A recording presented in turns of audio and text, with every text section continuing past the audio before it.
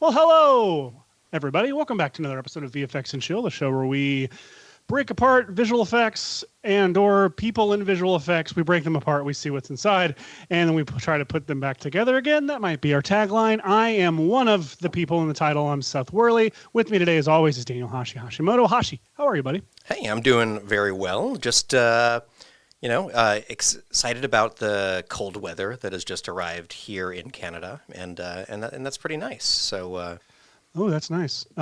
We have slightly cool weather here in Nashville. Speaking of slightly cool, we have someone extremely cool with us today.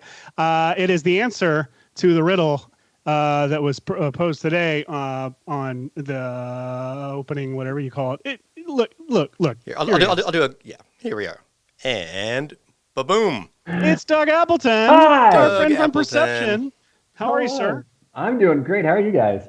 So good, man. We love having you on the show. You are kind of the honorary third host. Sorry, we didn't offer you this. We didn't give you an option. You are now the third host of VFX and Chill. It's like that's how most of my life has gone. Is just feel you're doing this now. Okay. And you know what? Now that all three of us are talking here, I would love to know if our levels are decent this time around. I heard that our levels are sometimes not. And today I'm in charge, so please. So let's sing Happy Birthday together, okay? Here we go. 3, right. 2, 1. Happy birthday to you. Doug Appleton. It's not his birthday. Happy birthday. But even more importantly, just let us know, Hashi too quiet or Seth too loud or Hashi was not going to let us go the full song. I feel like we should have been allowed to go the full song, but that's okay.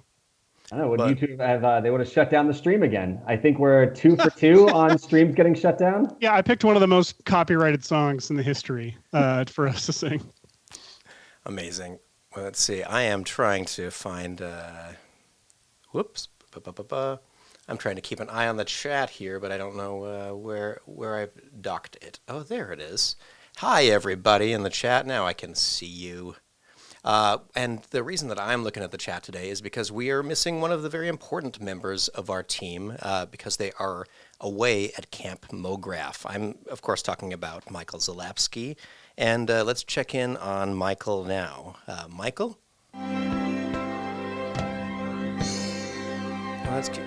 Oh, hey, Michael. he looks a little wistful or just... Oh, he's just enjoying... Looks like he's having a blast.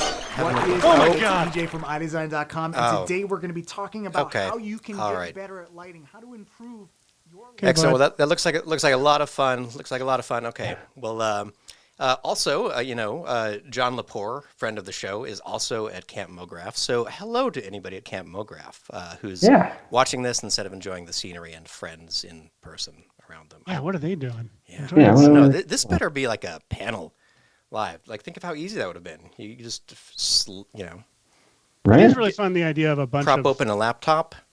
I love the idea of a bunch of motion designers all spending time together in the outdoors. Like, we have to go together into the outdoors. Right, like, and we can't go alone. No, because we would die. But we would have lots of layers and lots of mosquito spray, I'm sure. It is what would arrive there. Well, Doug, we are excited to have you here. We had our summer break, and Doug was rearing to get on the show right as we were about to go on break. And so this is the soonest we could... Doug begged us. Doug came to us and said, please. Like, I need this. Guys. I did. You guys should... please don't send the text chains or anything, because that would be very It's all right. embarrassing Like, that was, me. we won't... It's weird that you could read weeping in a text so prominently, so clearly. Yeah. It's really about the camel case where you get sort of the fluctuations in my voice. It is. Yeah. Well, No, we begged Doug to come on this show, and he's so kind to come on. the last time you were here, you recreated some Total Recall titles, I think, which was really amazing. And we teased just barely the idea that you had just done some titles for another movie that was out. Doug, do you want to tell us about the initial movie that we're going to talk about today? Yeah, I believe that's Lightyear. Right? We didn't talk about that last time. Lightyear, Buzz Lightyear. Hey, he got a movie. All right, so let me bring that up so everyone can take a look. Looks so good, man. It's funny. We spent 6 months working on this. Pixar took care of the visuals. We were just the type. Got it. So you just did the type. Great. So It's could so you good. were you able to refer to the animated bits to sync them up, or did you have any control over that? Yeah, 'Cause yeah. So they were incredibly collaborative, and they would get us previs, everything that we needed, so that we could make sure that our type kind of lined up with what they were doing. that's that's You know, pretty because cool. our first round, the type was kind of like over buzz a little bit, and they're like, "No, more to the left, more to the right," and eventually, we're like, "Oh, we'll just send you the stuff," and you know, from Absolutely. there, it was smooth And sailing. fans definitely buzzing about this wagon wheel table, like hinting at a potential, Woody Yeah, I'm actually glad backstory. you picked that up. A lot of people haven't brought that up. The wagon wheel table is definitely Yeah, you Wagon know. Wheel Gang is out here on Reddit, so that's Did not. you I guys? won't. I can't claim it good. Well, this is okay. This is Okay, obviously. I didn't know about this joke. This made my day. But Doug, you responded to that so well. I have to know. Did you guys actually plan this joke? Because it's brilliant. This was a very late addition to the show, but It's a very natural yes and baby. all right. So now we're going to show a healthy, non-copyright violating amount of the actual work that you did for this amazing show right here. 2 seconds worth. So Yeah, how much can we show? So I'm gonna just pause it every so often. We're playing chicken And right now. so There you go. So there we go. So this is awesome. First of All all, right. like I Thank love you. it. Thank you.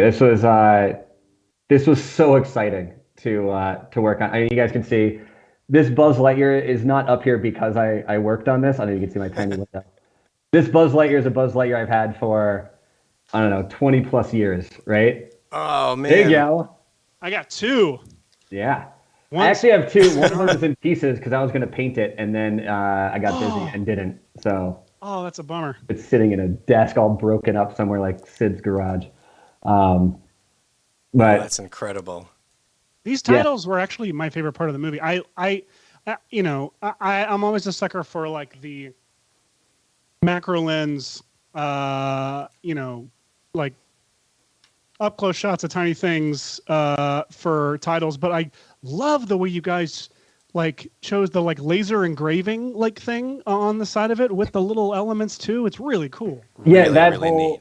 that whole thing came from our first meeting with Angus, the director, and Galen, the producer. We were talking about like what was the tone of the movie, and we hadn't seen anything up to that point. And Angus kept talking about late '80s, early '90s sci-fi that he was really into, and some like early '80s stuff. Yeah. And one of the references we kept going back to was the first teaser trailer for Terminator 2. Was a huge reference Wow. to that. And I don't know if you guys remember that, but it is just building the exoskeleton, right, of the T-800. Yeah. Oh yes, yes. There was Amazing one. not laser etching that was in that, but there's like a laser scanning thing that goes Yeah. on. And as we're talking about it, we're like, oh, how can we get that feeling into the titles for this? And this is kind of our modern Pixar version of that T2 teaser trailer. Oh, It that's is so great. really cool. And yeah, I mean, I love the detail in the smoke because you have Yeah. the atmospheric and you've got the wisps of smoke being sliced by a beam, which is What's in the beam? Yeah. Are you actually beaming like it looks like it's not just So like solid. It looks like it actually has the vector elements in it. yeah, so the beam is made up of like 4 different lights, I think, 4 or 5 different lights. One light has a smoky texture on it, just an image sequence of a smoky texture. And what we found was if that image sequence is moving fast enough, it kind of feels like it's moving through that's the smoke. great idea. We played around with actually having volumes and putting light through it. It just got really heavy, and while it was more accurate, the payoff wasn't really there for the time spent to like render the volume. So we ended up doing just an image texture on there. But I think the big thing that we did was getting it to feel like it's actually etching in the letters. We had rendered a few passes of the type itself, right, that gets etched on. But one of the passes we rendered was a sliver out of After Effects, like a 3-pixel, 4-pixel wide sliver out of After Effects. And that's being projected through one of the lights and that lines up with the timing of the beam moving and the light coming on. So, you tie them together and you get that beam actually etching into the thing. We have sparks and hot edges and stuff. So it all kind of it's like 4 or 5 different layers just for that laser. Just pulling up cool. Some stuff that is available on the Perception YouTube channel, which is this looks like this is the camera test to get placement and everything approved first. Yeah, so these were early camera tests. One thing that was important to Angus that he didn't want it to feel like a traditional motion graphics piece where we're like flying through like the trench run to get to all these little things. Like, you wanted to feel like, oh, we could actually put a camera there and shoot these things. I liked that you could sort of make sense of how big the object is and about how much you could see of it. Because, yeah, you can easily get lost in a techno world of weird stuff. Yeah, so we spent a lot of time like, well, if we had to shoot this practically, what are we limited to with like a motion control rig? Like, what are the moves we could do? And so there's a lot of time working on that stuff to make it feel like you could actually, shoot this stuff.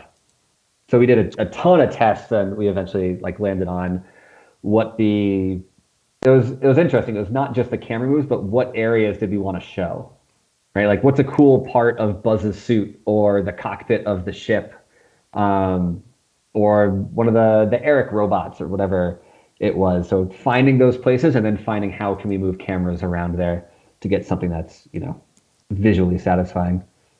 That is really cool. Did you just have the models inside, inside your little window and move them around, or did you attempt any kind of? This is the kind of thing I could imagine it would be really fun to find angles if you had a virtual camera or something like that. Yeah, we didn't have a virtual camera. We just had the models that, it'd be one of those things like, hey, don't worry about materials or anything, just grayscale models. Let's throw cameras in there and find cool parts of the suit.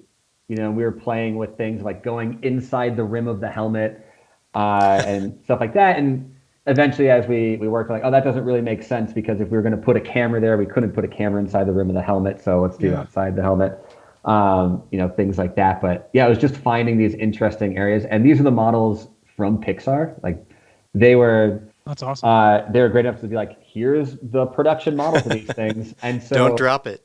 We would find things where there'd be like a hatch, and it would be its own object. Like, what's inside that hatch? We delete it. Oh, there's wires and pipes inside this hatch. We're like, why are there wires and pipes inside this hatch, guys? Oh my gosh. But like Pixar, maybe there's one shot that needs wires and pipes. So like they have all that stuff in the models, and it was so incredibly detailed and fun to play with it and be like, where's this button go? And like, there's bolts that are attached to the button. You're like, of course there's bolts attached to the button.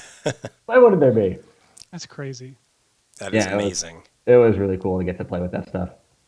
You guys are really good at we've talked about this before on previous episodes, but you're based on what you like told me about like your process, you're really good at something I'm not good at, which is patience.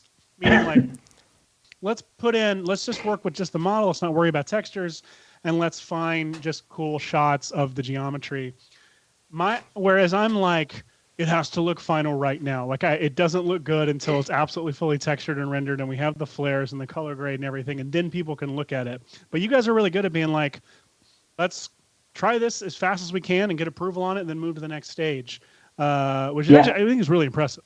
I think with this, we're fortunate enough that it's Pixar. So if we show Pixar a wireframe, they're like, oh yeah, we know that's going to look better when it's done, right? So there's that part of it, but we always try when we talk to our clients to set them up for that. But like, this is not for lighting or rendering or anything like that. This is just for camera placement. And then you'll always get a note from some person like, but is the model going to be gray? And like, no, it's not going to be gray. We're gonna texture it. But it was important for us because, particularly for this, one of my big concerns with this is we need to live up to the 2 hours of Pixar's beautiful renders leading up to our 2 minutes of beautiful renders. And so we didn't want to spend our time getting everything to look beautiful and then find the tiny little square inch that we're going to put a piece of type on. So we wanted to make sure we found the areas first so that we can put all of our effort into like this joystick. Let's put all the detail on this one joystick. The rest of it can be garbage, right? Or in the background, it's all out of focus, so we don't need to put as much focus on that. And so we could really dial in where we're putting our energy. That's great. We had a question in the chat. How many typefaces did you go through? I'm assuming this is Euro style, or is this something similar? I believe this is Euro style. Which I love because that's like the sci-fi font. Because the question is really like, how far did you wander away from Euro style before someone was like, is Euro style cool with everyone? Yeah, I forget if this one is Euro style or Bank Gothic, but it's the sci-fi typeface, right? And that was important because, again, Angus is talking about, these movies that he grew up with and the sci-fi movies that he loved, and like Euro style is the typeface, right? I think they use it all over the movie itself. So, wanted to be in line with that, wanted to kind of harken back to the sci-fi movies of, the 80s. Fun fact that only a small group of people in 2012 will give a crap about, but graphics art director Paul Conrad on this movie, whose name went by a little bit ago, was the production designer on several Red Giant shorts that we made early in the 2010s, including Tempo, which he designed the titles for, which were all in Euro style as well. So it's true, you can't make a sci-fi film without Euro style, and it's best done with Paul Conrad. So he did some Red Giant shorts and then went to Pixar? Yeah, man, he was in Nashville for a long time. It's that pipeline. It's that all downhill. It's the pipeline. It's taking longer with me. I'm a larger man. It's harder to get through those pipes. That's cool. Yeah, I mean, Euro style is. We try not to use it all the time, right? Because it has a very specific look and feel and time. But like this was the perfect place for it. And how much are you? I mean, the whole movie had to couch itself in sort of a weird spot where it's meant to be a movie. I don't want to ignite this argument again, but it's it's meant to be a movie that came out in like the 1990s, right? Mm-hmm. Yeah. And so 1995, something like that. And which would make plenty of sense for Euro style, like being up front, but also like the slick look and the amazing depth of field you have going on there is just really cool and very heightened. I know we have plans for today's show, but Doug, I'm curious what you would have done if the direction for this movie had been, we're going to make this look like it came out in the 90s as well. Like, what would you guys have pitched then for the end titles if that were the case? Yeah, I don't think it would be this. It would be something probably closer to, Total Recall or something like that. It would be slow burn type over some kind of imagery that you can't really place. Maybe it's over the suit. We did look at. I think they'd also just discovered like fractal noise back in '95, like in movie graphics. Right. We were, that's where everything had like super huge glow, like hot glow with like the crunchiest fractal noise going on with it as well. Yeah, and one great reference for this was also, I believe the Stargate title sequence was type. Not on suits, but on objects, I think. I'm trying to remember it now. I'm going to look this up. But for the movie, not for the TV show. Yeah. But they had slow pans over the maybe it was over the suit, over the helmet, but it does kind of get to kind of what I'm saying. Like this sequence would have been a lot slower. Before I did, yeah. I think it's the opening credits is what I'm thinking of. Yeah. The Hashi's got it up. Okay. I don't. Oh yeah, this kind of cool right? model up close exploration feel. Yeah, so we tried to be kind of close to I think Stargate was in the what was that, like 90s 90 something, 95 maybe? Because it was Roland Emmerich. It was like 94. 94. Yeah. So if that's the trend, then I feel like you would have been working with like Albertus or something, probably. Instead of your style. Yeah. Maybe. I think Euro style. Well, this is this type because it's all, sort of like pseudo-Egyptian. Yeah. Right. But yeah, I think we probably would have been close, but I think the sequence would have been a lot slower, right? Ours has a lot of energy. It's very very punchy. The movie ends with them like flying off to space. Spoilers, they fly off to space at the end of the movie. Whoa. Yeah, who? And so it probably would have been, sort of been a lot slower, I think. Or I would have just found an excuse to do Total Recall. I like that. Yeah. See, it's a mix between Total Recall. It's like Total Recall in 3D on top of the Stargate credits. Beautiful. Yeah. That's the prompt for today. Now, also just to mention how cool it is that we have Doug here. Like Perception, we've talked a lot about them doing all the crazy Marvel titles that you can possibly imagine, including one that came out not too long ago, which is this guy. Woo! Thor: Love and Thunder. I just saw this the other day. Love and Thunder, which I love when you get to play in this, Ragnarokish. Universe. Talk about typefaces. I have many questions for you, Doug. Starting with type. How many fonts are in this at the end, and what motivated each one? So let's see, how many, there's probably 34, 35 title cards. So that would be 34 or 35 different typefaces. They're different each time. They don't cycle at all, do they? I don't believe there's any that repeat. I'd have to double check, but Where did that decision come from? That decision came from one of our early pitches for this was just, hey, wouldn't it be cool if it was just like band logo kind of typeface things? And then, that kind of got mulled around a little bit, and it ended up evolving into this like Bifrost rock concert, right? We were looking at like laser light shows and things like that. And so it's kind of how we wound up there. But it's because it's just type and that's all it is. If it was the same typeface for every single one of those, it would get very boring. Yeah. So it was pretty early on. We're like, yeah, everyone's going to get their own typeface, which sounds super fun in the beginning. And then when you're on like the 20th iteration of one name, because for whatever reason, someone didn't like their name, or like, oh, his name's cooler than mine. Like, all right, well, we'll give you his, and now let's make a new one for that one. And then you were like, have all these that are no longer usable, and some of them might look really, really great, and you get attached to them, and you can only use them once. Oh man. Yeah. So there's some in there that we loved that, for one reason or another, someone didn't like it, and so we ended up not using it. But we have so many that we went through, and then we'd also run into, initially looking at bands and trying to mimic band logos, but not being exactly the band logo. Yeah. But then a whole legal thing of like, well, that R is too close to Poison, so you have to change the R. And like, too close to all right, Poison. Let's change the R. And, I hope that's your Twitter bio now. Too close to Poison. Mm-hmm. I love it. It is now. How'd you do these killer backgrounds? Yeah, so these backgrounds are objects in a cloner that are just flying by, and we blurred the hell out of them. Oh wow, they're objects. Wow. Yeah, so it's all geometry in cinema, because this is something that we were doing.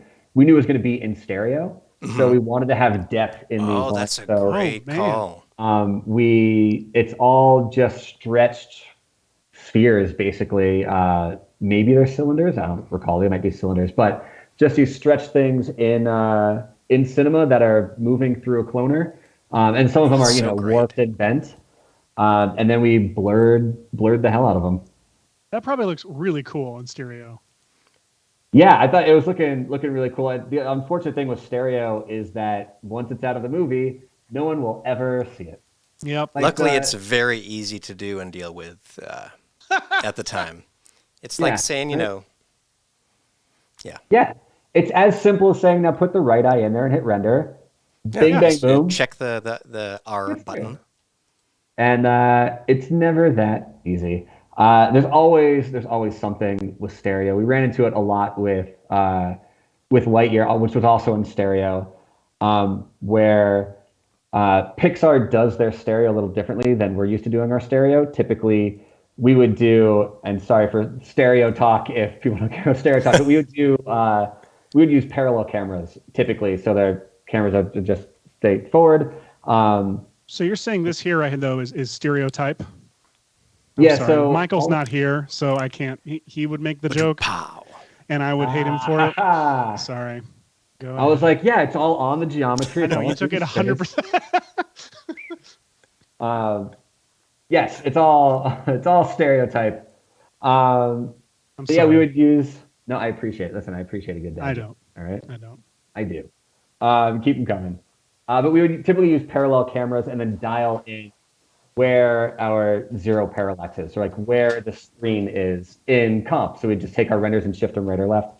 Pixar likes to get all of that done in the render.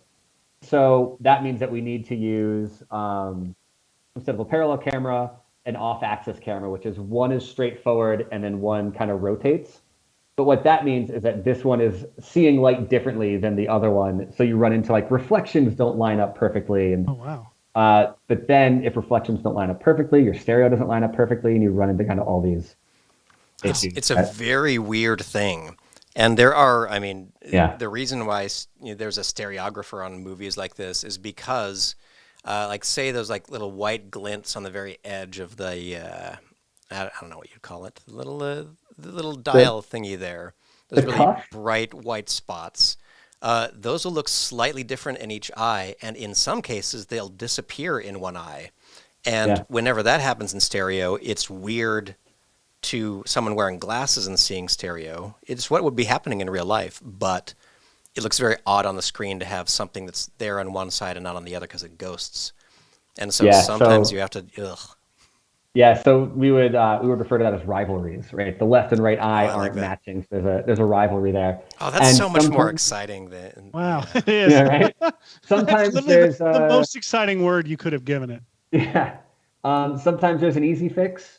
Sometimes the easy fix is just brute force. All right, take the reflection from the left eye and comp it over on the right eye, and like that's it. That's what you just end up doing. And so we do that a lot. I think in hindsight, what we ended up doing on some later ones is just render everything with like 50 pixels a pad and do parallel cameras and then adjust that depth in post.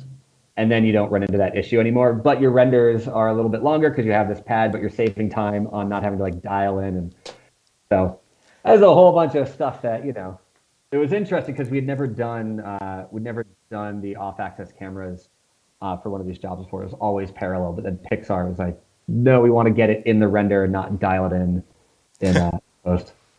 Well, speaking of dialing stuff in and dials, we here at VFX and Chill, especially when we have Doug come over to play, we love to be active. We want to teach you something and do some stuff with our hands and figure something out. So we're trying to play it a little bit loose today. We have several general ideas, and I think that we'll... I was going to go into it like we totally had a plan, but we love that Lightyear is, a weird prequel, kind of grittier and more serious or grown up than its source material. And we thought that it could be fun to try to figure out what we would do redesigning titles from old lovely classic movies and kiddish properties that we all grew up with. And Doug could probably give us some pointers on what make things gritty and sleek.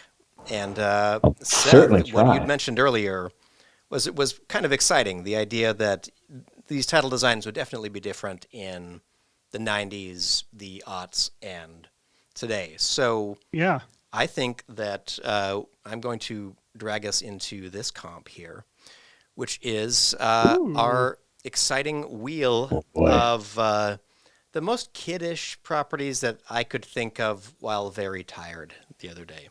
So that was a prerequisite for the exercise, was that you'd be tired.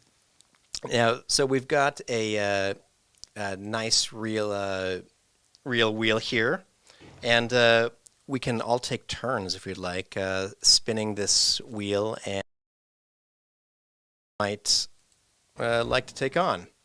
Who would like to go first? I think I will.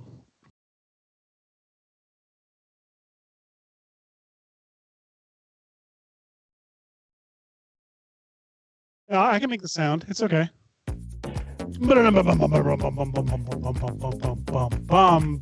Babe. My wife's gonna think I'm yelling at her. Oops. Because that's how I speak to my wife. All right, babe, pig in the city or pig in the first movie, I assume. I think so. Oh, I just realized that I might need to.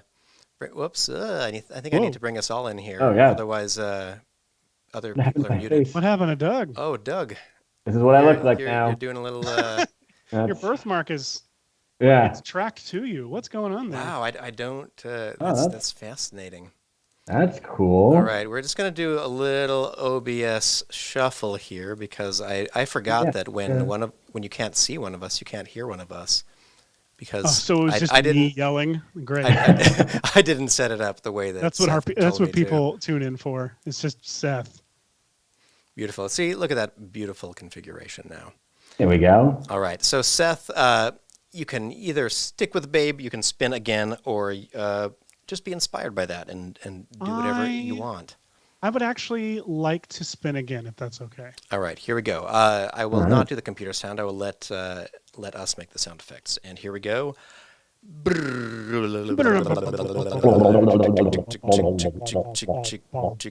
Perfect. Done. It's in the movie.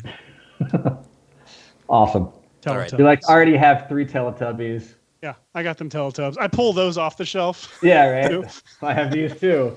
And here's my Teletubby spec script and shirt. Shirt. Amazing.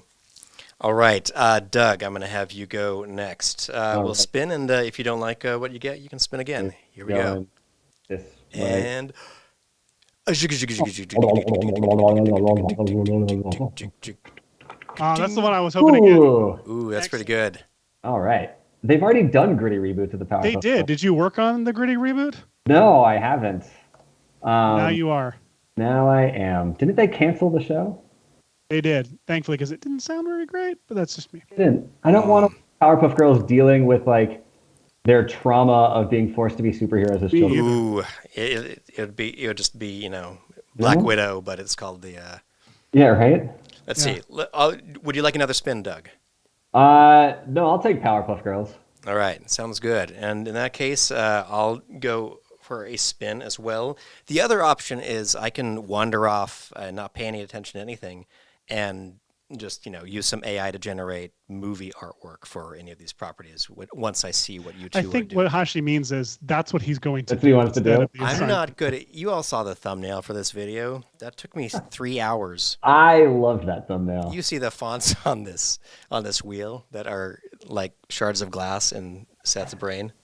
All right, I'll go ahead and give this a spin. And love that you know me so well. Let's see, what is it? Oh, that's a good Popeye. One. Okay. Now, are you going to reference the Robert Altman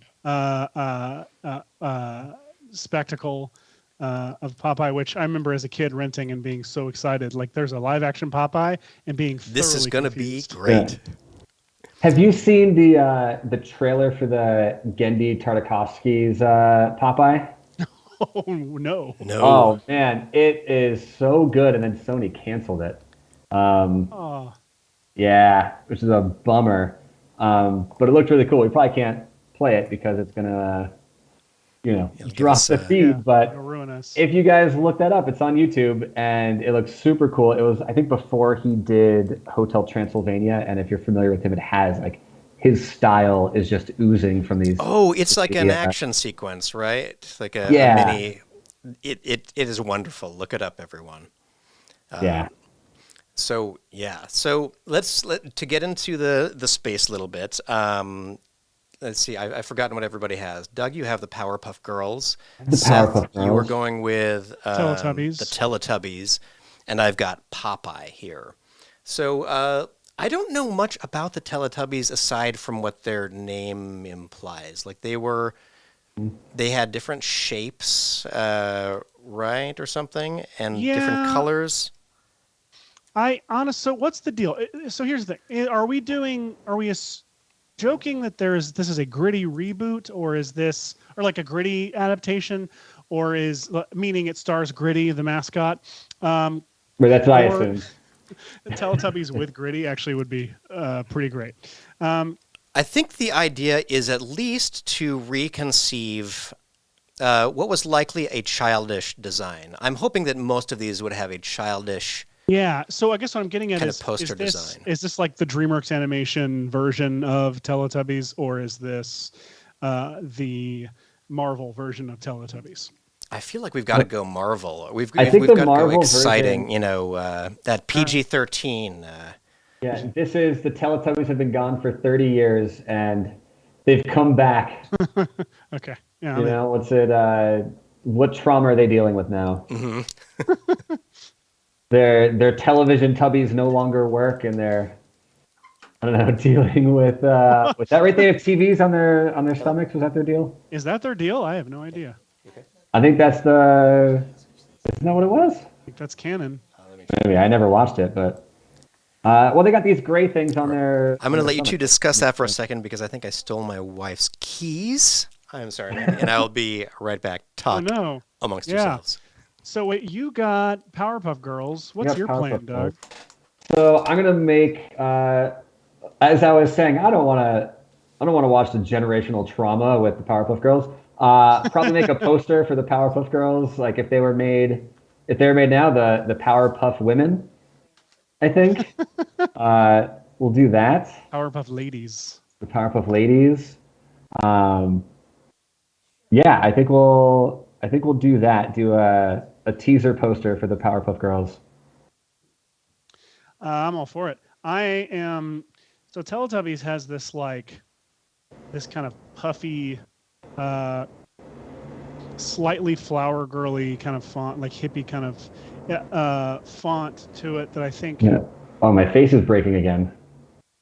What is that? That's so. I don't know. confusing. It's like I'm getting a live data mosh going on here. It is, and it is fully tracked to you. That's the weirdest thing. It is like why? Like if I disappear and came back.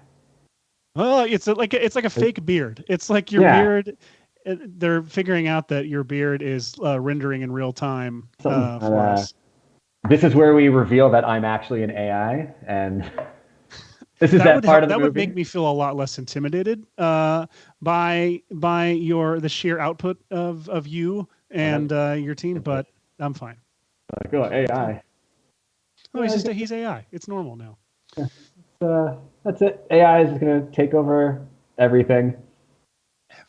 Knowing that Hashi made that thumbnail with AI, I'm like, do we have to work anymore, or can we just use Dolly for everything now? Yeah, I know. Well, I think we mentioned John Lepore earlier. Good friend John Lepore, he's been doing a lot of great talking about AI and his thoughts of where that's going to take the industry. And I kind of agree with him that the best AI artwork is coming from people who know how to make the art. They know how to direct people. They know how to speak the language to get what they're looking for. Yeah. So I mean, I'm not too worried. We'll see. Maybe a year from now, and all you have to type in is gritty Powerpuff Girls, and it makes a whole movie for you, and then we don't have to do this anymore. Then I'll be nervous. But like right now, there still is, I think, a person needs to provide the right input to get the right results. And I don't see it. I see it as being helpful for brainstorming. I don't see it as going into a final product. But I say that now. Maybe one day it'll be the final thing. Hashi, is that your audio that's like blaring up? Oh, that might be my thing trying to find you. Trying to find me. It went away now. All good. Yeah, I think that was my creaking chair. You just need to keep talking and never stop. Perfect. I can do that. No problem. Right. I'll just keep this up. And how are we doing on the talk here? We talked about Teletubbies. Yeah. We started talking about AI.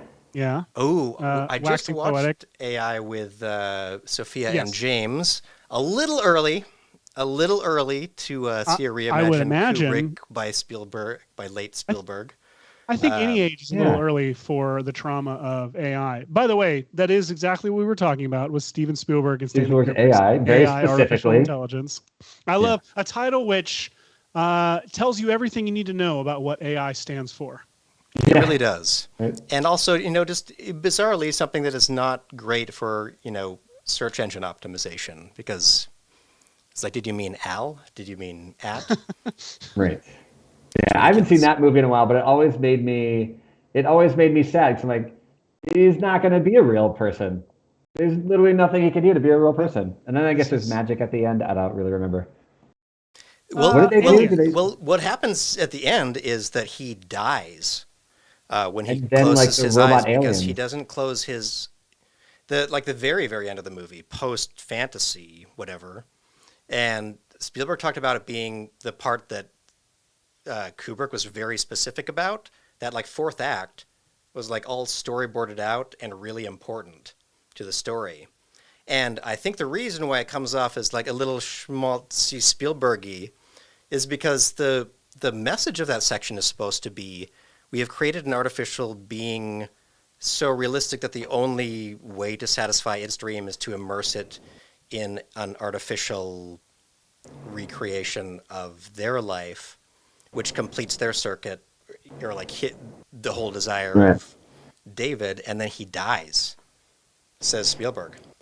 Well, that's so. Well, if you're just tuning in, welcome back to VFX and Chill. We were definitely talking about. We're talking about the film, questioning our own mortality, and thank you all for bearing with me for running away for a second there. If you're just joining us at this particular moment, Doug Appleton, Seth, and I are taking some beloved children properties and want to reimagine them as children properties. Sounds like something else. I need to start grabbing some things for this. I forgot that I had a task to do. Yeah, let's start doing it. So, so Seth is going to reimagine the Teletubbies as as some kind of a prequel rebooty situation. Doug has got the Powerpuff Girls, and I've got Popeye. So, first of all, would you stick with the name? I know that if we got Rocky and Bullwinkle, it feels like the movie would just be called Bullwinkle or something, because that's what you're going into. Kick Rocky out, and it's going to be Rocky's retired, and Bullwinkle is on a journey to find Rocky, and then you meet him, and he's like, "I got out of the hero game." Yeah, or whatever they did, right? They were. It's kind of the but not Alvin and Chipmunks, the Rescue Rangers. Rescue Rangers movie from Akiva Schaffer. I enjoyed that. I thought that was fun. Me too. Mainly just for Mr. Doubtfire and Batman versus E.T. Yes. Pretty fantastic. Yeah, I thought that was pretty good. I also liked Ugly Sonic having a very prominent role in yes, 100%. in the movie. And that was one too. I was like, I wonder if my daughter would like this. I was like, no, this movie was made for me, not her. It was, and I can confirm. Your children will just squint at the whole thing and say, was that a joke? Yeah. My kids, yes, that's exactly what my kids did, which was a bummer, because I was like, this is for the whole family. I don't have to tolerate this one. We can love this one. And it turns out it was just for me. Always fun. Yeah, and my daughter's going to be 4 next month, so she is still pretty young for this stuff. She can sit through movies, but a lot of times if there's too much talking, she'll be like, I don't like this part. I'm like, oh, okay, that's sure. We went to go see Lightyear we went to go see it in IMAX with her, and which was huge for me because that was the first movie that I worked on that I could take my daughter to. It's look, I did this, and she's young enough to not care, but old enough to know that I worked on it. So it's this weird area. I'm like, I did this, and she's like, okay. But then she's like, you worked on that? Like, yep. And then that's it. She doesn't care. And they'll go home and watch Peppa Pig and say, did you work on that? And you'll say no. She'll be like, why not? No, that happened. We watched Brave Little Toaster. She's like, did you work on this? I'm like, no, I didn't work on that. She goes, oh, all right. And I'm like, what? We watched the thing I worked on. At least it's you're involved in the things. My kids are all just like, oh, do you know anyone in this one? Do you know anyone in this one? Do you know anyone who worked on this one? No. Yeah. And she was good for most of the movie. And then you get to the end where they're all resolving everything that they went through, and they're talking, and she's like, can we leave? I was like, no, the part I worked on is 5 minutes from now. Sit still. Oh, Like, man. there's too much talking. Like, yeah, I know. They're resolving all of their problems. Brilliant. All right. So who wants to share their screen? Oh yeah, I guess someone has to. I feel like yeah. Doug's is more interesting. Well, I've got nothing yet. I've got nothing yet as well. Do we want some exploration time? Yeah, Here, I want to grab still some. share. I want to grab some assets. That sounds good. Grab some what? I'm sorry. Grab some All right. assets for things. Here's After Effects. See, so Popeye, I could imagine maybe being rebooted with like, the energy of like black and white Robert Pattinson in a. Like Lighthouse? Yeah, and the Lighthouse. I'm all for this. Like, he's got no family. He's got, defined by one of his physical traits. It's really a cruel nickname that he does not like to go by. I actually want to. I'm going to research really quickly if Popeye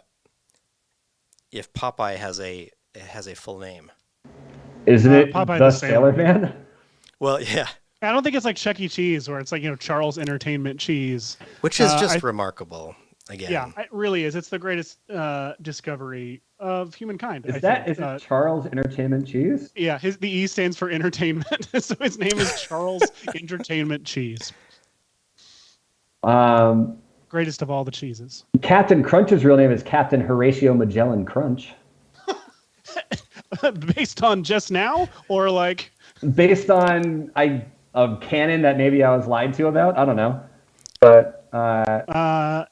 We just got confirmation that Doug is working on the Captain Crunch movie, being created to compete against Jerry Seinfeld's Pop-Tarts movie. Well, it's just called Captain, Yeah, it's actually called Captain Horatio, and then you actually reveal at the end of the movie he gets the Crunch moniker, and you go, "Oh, this whole time." Ooh, I like it. Yeah, you keep it a secret from the press. And somehow people still go see Captain Horatio. Yep. Yeah. And then you reveal it. We did it. All right. I gotta think. What am I gonna do? Now I vaguely remember Popeye comics, but I'm here on the Wikipedia page, and I thought I would just share with you all. So the fictional character and story. Originally, Popeye got luck from rubbing the head of a wiffle hen. As you do. Also strength from eating spinach. See, that I relate to. Our parents always told us never rub a wiffle hen. No. That's how they always talk about the spinach, but they never talk about the wiffle hen. It's because it's bad luck, in to most people in the world. Yeah. There is no absolute sense of continuity in the stories, and Popeye seems bereft of manners and uneducated, yet he often comes up with solutions to problems that seem insurmountable to the police or scientific community. He has displayed Sherlock Holmes-like investigative prowess, scientific ingenuity, and successful diplomatic arguments. What? His pipe also proves to be highly versatile. Among other things, it has served as a cutting torch, a jet engine, propeller, periscope, musical instrument, and a whistle on which he produces his trademark toot. I thought he just sailed around. There was so much more backstory than I knew. Than I needed for Popeye. Yeah, I thought this guy was just sailing around on his ship, fighting Bluto, saving olive oil. Wasn't that like... Now I want to see the original movie to figure out where he got his ugg. Right, that's... Oh, a man can't just be born with a laugh? Nope. Oh, no. No, that's a weathered laugh. There's a story. Yeah. That's a weathered laugh. That's tells the tale of... my big problem with prequel things is that let's put everything we know about this character into 1 hour-and-a-half long movie. Like everything you know about them happened in this 1-2 day span of their life. Like it's like the bad Lost episodes. How did Jack get his tattoos? Like I don't think we need the origin of that. My biggest offender is the Solo movie. In that movie, they're like, "Oh, here's the gun he got. The name Solo. Oh, I'm by myself. Solo it is. Really? So his name's probably like Han Smith, and some guy was just like, "We're going to call you Solo instead," and he's like, "I guess I'll be that now." Can I tell you that movie was? I'm sorry. You're gonna bring up Solo, then let's do it. All the same problems you had with it.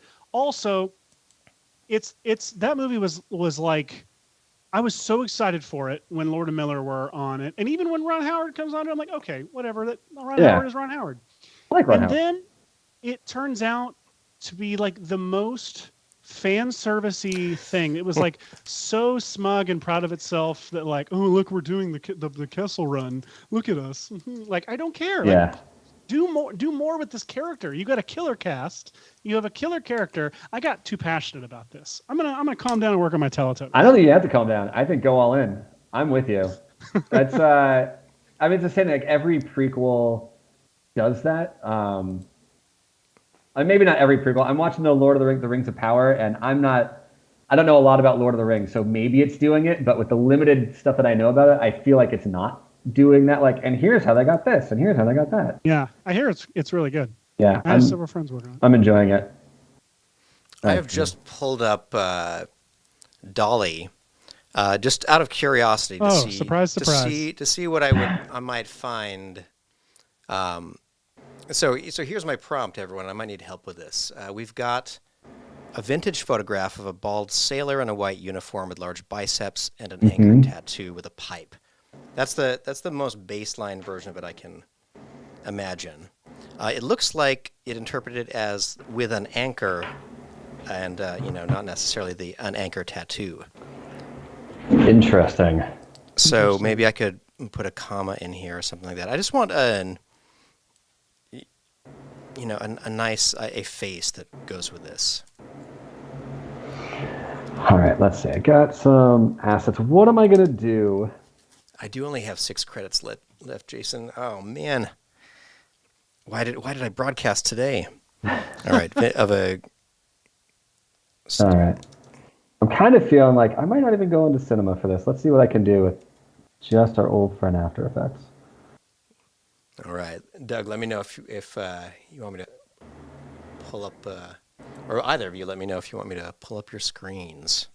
I'm just meticulously. I'm pursuing, first off, like trying to match the original logo, and then I'm gonna spice it up. I'm gonna marvel it up a little bit in various ways. But I don't really have a plan here. I don't know when I have ever had a plan. All right, I'm gonna use up the rest of my credits on this. We're just gonna see what we get, and if I get something, I'll put it as like a light backdrop behind my title text. Sort of like a wrestler, like the wrestler kind of a poster or something. Ooh, interesting. Ooh. Oh, all okay, right. I kind of dig. Oh man.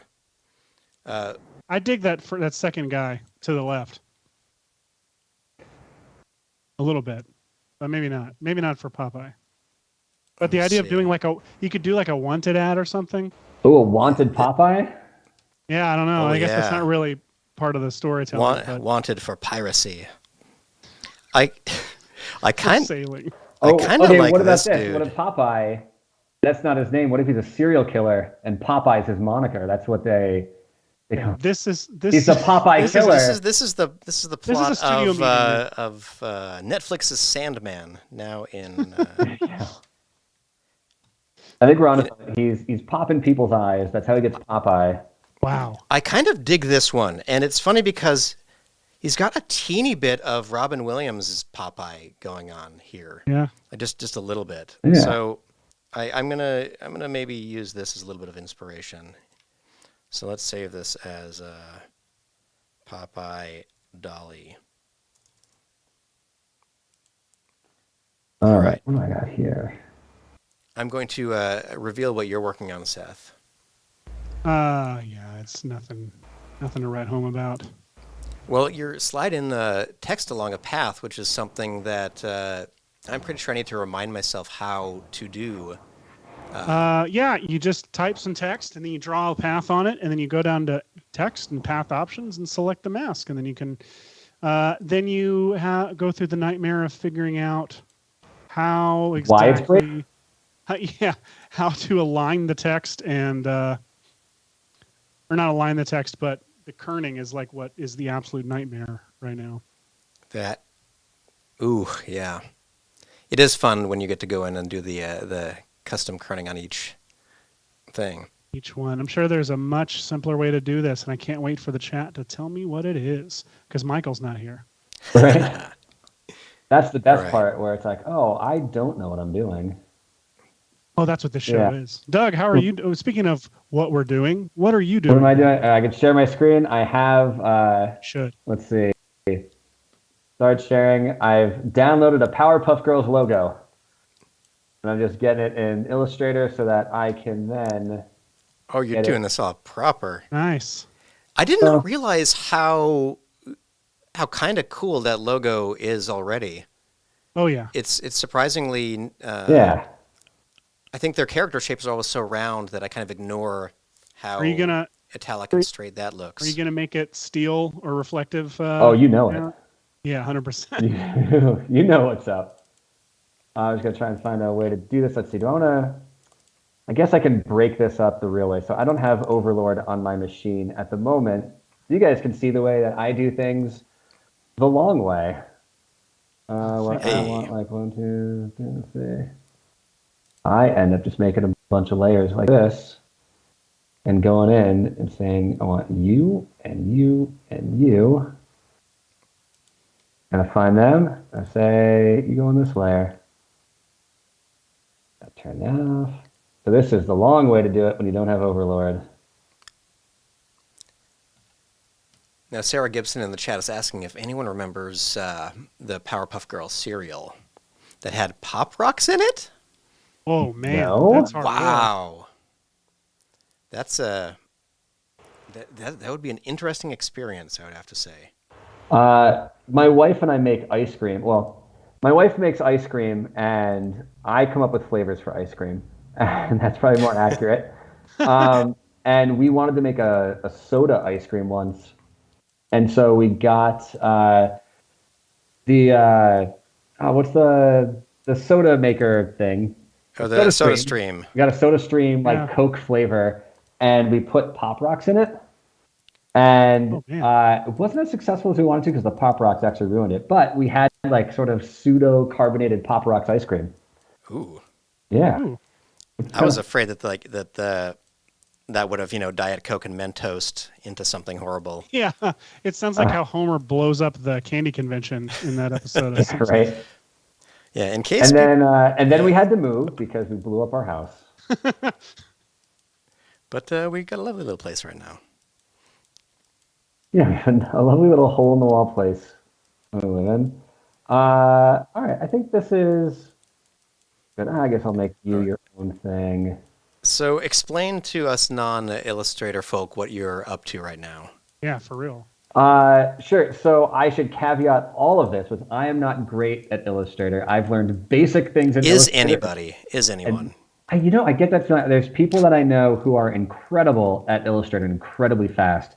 And then I ask them something and they're like, oh, I don't know. But you're so good at what you do. Like, I don't know. So what I'm doing right now is I have this this vector file that I found of the logo. And I don't need this one. And I want to bring this into After Effects and split up all the layers. And there's a plugin called Overlord, which is great for this. I do not have Overlord. So I tend to do things brute force when I don't have the things that I need. And so what I'm doing is taking this and splitting up into layers. So like this will be the layer. This will be the Powerpuff layer. This will be girls. These will be stars. This will be backplate and border. And so now when I save this file, I can bring this into After Effects as a comp, and all of these will be their own thing. So then I have a lot of control to bevel the differently than I would bevel the Powerpuff Girls or whatever it is. So if I go here, let's go into here and bring this in again, I could say choose composition, and now I've got all my layers in here. So I can play with each one of these on their own. Nice. Yeah. And so that's kind of like my brute force way of doing it. And depending on the way I bring it in, I did layer size. So the anchor point is in the center of all of these things. And I might go in and like split out each star individually if I wanted them to shine differently. But if I did that, I would honestly just, duplicate the layer, mask it out real quick. Because again, I tend to be lazy and brute force things.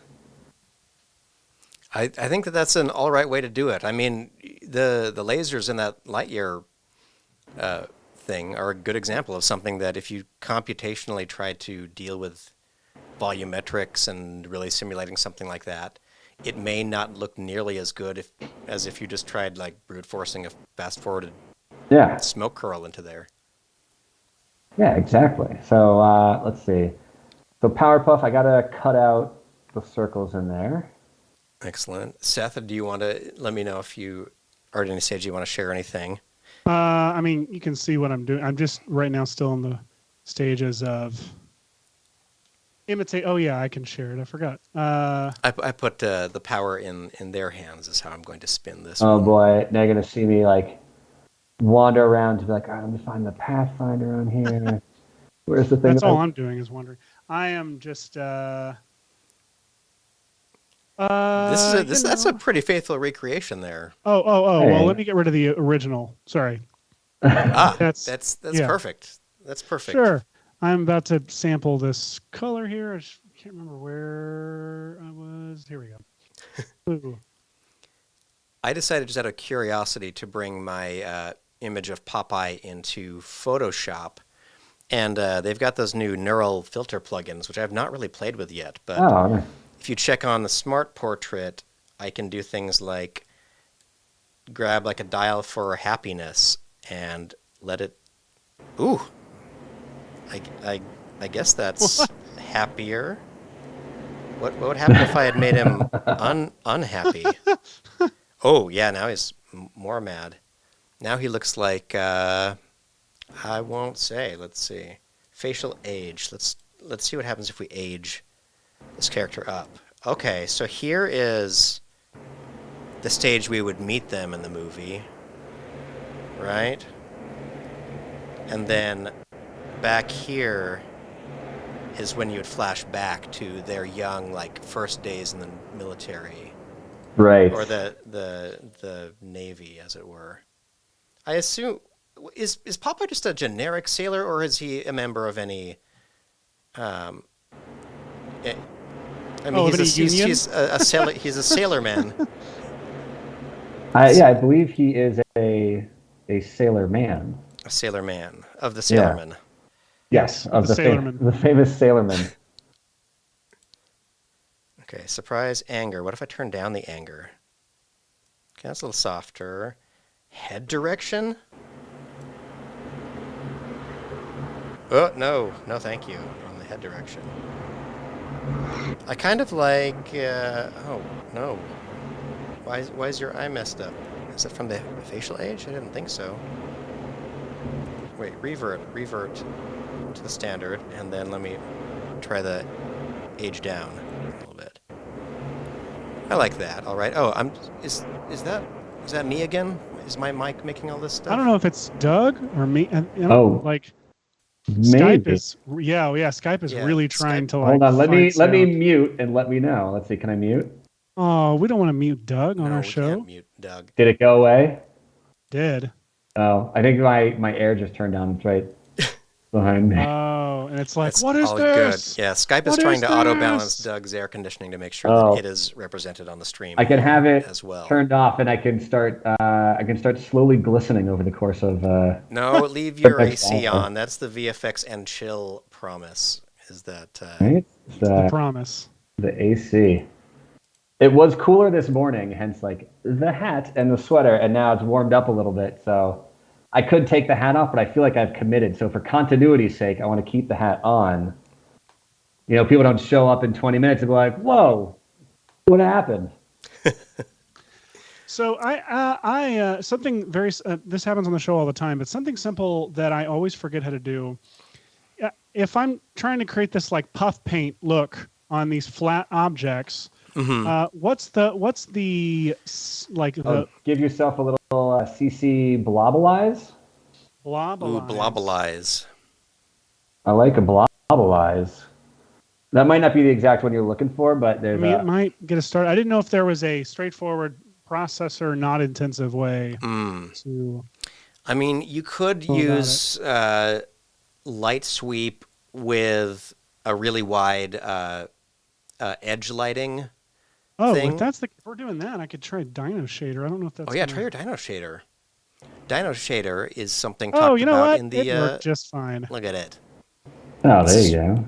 Yeah, enjoy Elliot Worley's Dino Feast and also Ava Worley's Dino Feast. It was Superlion. I was one that I really like is CC Glass, which gives you a nice bubbly kind of look.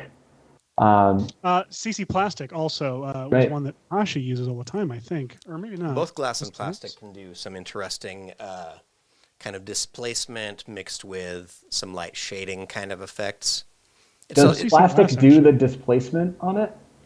Or is it just kind of remember now? Because glass will do the displacement of your actual of your shape. Yeah, it actually looks real nice. It actually did it rather quickly too. Yeah, that's not bad. Yeah, and the cool thing with glass is you can plug in different bump maps into it, so you can really play with what you're doing. I feel like I've said this before. I like using sort of the default bin in After Effects for 20 years plugins on these big expensive movies, and I've definitely used CC Glass on things before, just because I can and I enjoy doing it. It's also very much the Hashi way as well. If you can do it in After Effects, why wouldn't you? Right? Yeah. That's why how would I feel about it. Any other way? Yeah. Let's not stand on ceremony. That was a weird sound. Came out of myself. All right.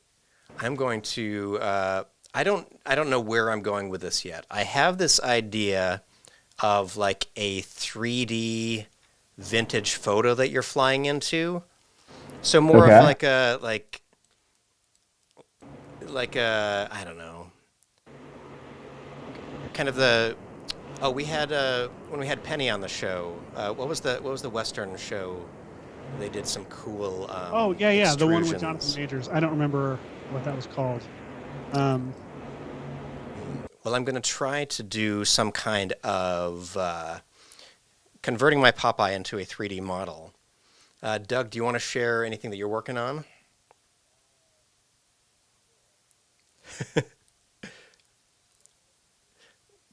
This is the call on random students and make them Let's see, did that share their work. Share anything? There we go. There we go. So not gritty, but we're getting shiny. Ooh, we are getting. That's a lot more depth and production value going on. Ooh. Right? I mean, look at what it was before. So we got the border's got to have a little thing, and then we'll get our glows and other things on there to really metal this up. I think the back plate's going to need something to it, but right now this whole thing. Oh, look at that! My whole system just made it. Bevel alpha, and some light sweeps. Ooh, that's a good one. So could I bring this into cinema and make like this gorgeous metal material? Sure, I could. But do we need to? Really? I'm going to quickly, just out of curiosity, see what happens if I try using the Avatar SDK. I assume that's software development kit here, but I'm going to try their 3D avatar generator with this grizzled sailor and to see what they look like. It's always an interesting interpretation of the character. I thought this would be faster. Oh, there it goes. Here we go. All right, here it comes. Here it comes, and All right, let's see. Oh, look at that. They're Perfect. alive. Ooh, that looks so much more terrible than I had hoped. Oh, this is not pleasing. This is the what we've used to make Mixamy versions of ourselves, the Mixamo Seth and the like. So instead of this, I'm going to go with a different approach to this, where I'm going to use a displacement map and the original photo and try to come up with something instead.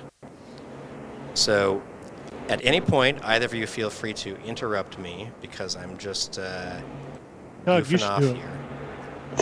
Let's see. Interrupt. So right now, am I still sharing my screen? Oh yeah, my screen's still sharing. It looks like. Let's soft light this back on top. What I want to do. Is that what I want? Not really. All right.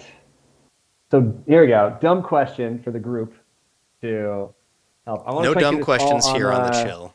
So I have a gradient ramp. I'm trying to do this all in one layer. How do there's a way to composite this gradient ramp on top and just layer. CC Composite will take my original thing and composite that on top. What's the effect to take like the gradient ramp and composite that on? So see, I have this gradient ramp here. Got it. But I want this guy to be like a soft light. Oh, you know? What you need there is the universe gradient ramp, because it has blending modes. Oh. Let's see. I'm trying to think of what you would do to preserve what is there already and do this on top. Well, I have the gradient ramp right here. If it works, oh boy, that's. It's got. Oh, that's interesting. I'm gonna. That it could be that my machine's like, I can't get connected to Universe right now, so you can't use it. Oh yeah, we're working on the. Yeah, so that might be what's going on with that. All right. So yeah, so maybe not so much on that one. That's all right. I can do it, once again, the brute force way. Hey, if you can do it with brute force, why have a real solution? Any other way. Just kind of soft light it. There you go. That's all I wanted. A little bit of a gradient there. But I know there's a way to do it, right? Isn't there a way like it gets sandwiched between two effects or something? I could be. I mean, on the same layer, I can't quite remember. I mean, there's CC Composite, which will put the original back on top with a different blending mode and some stuff like that. But I'm striking a blank. If anyone knows what we're talking about, let us know. I could be making it up too. I'm totally willing to admit that I could be making it up. Now, I'm sort of keeping an eye on the chat here best I can over here. It looks like aerospacenews.com is asking about whether or not there are procedural ways to cause particles to realistically interact with OBJs. So, specifically for illustrating airflow around wings. So that is an interesting one. First, is there any news in the world of aerospace that they could tell us about? Yeah, what's new? What's the word over at aerospacenews.com? I'd love to know. What do we think the news could be? New wing. Left design complete. Right is on its way. This joke's going great. I love when I tee up a good joke on this show and it goes somewhere great. No, I'm sorry. Let's actually answer their question. So an airflow. So I would imagine, I'm just spitballing here, that the goal is to show some actual interaction with a 3D model. And right now there aren't specifically things like that. I could show you the closest thing that I know, which is, just one second, let me share here. Wait,